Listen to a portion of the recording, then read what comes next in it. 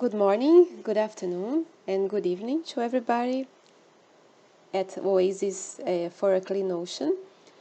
My name is Leticia Cotrim da Cunha. I'm a professor for chemical oceanography at Rio de Janeiro State University in Rio de Janeiro, Brazil.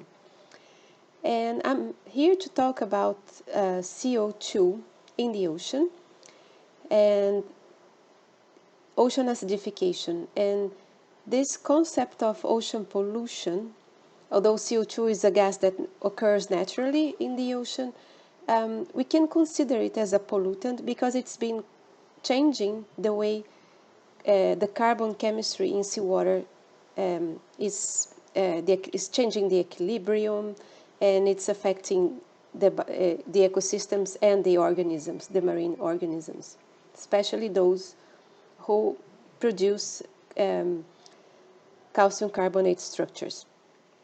And talking now from the point of view of the way ocean acidification is seen, especially in coastal areas, and the experience from Brazil and from Latin America altogether, especially the Atlantic countries, mainly Uruguay, Argentina, and Brazil, is that the concept of acidification is still somehow abstract.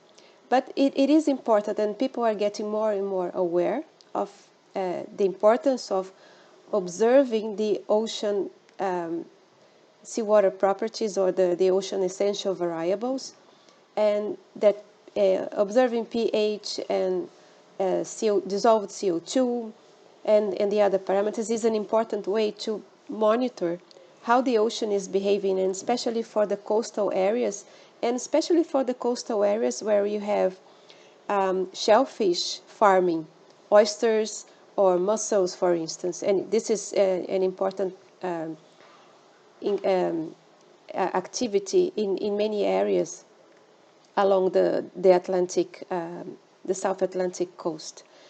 So what I guess the next step, the important next step for expanding this idea of how important it is to monitor ocean acidification and to monitor the ocean variables and understand the change is to implement either by governmental programs from science academia, but it is also important, and I would like to make a call for the fisheries and aquaculture industries to also monitor the waters they are using, or if there's aquaculture offshore or near shore. It is very important to understand what's happening in seawater.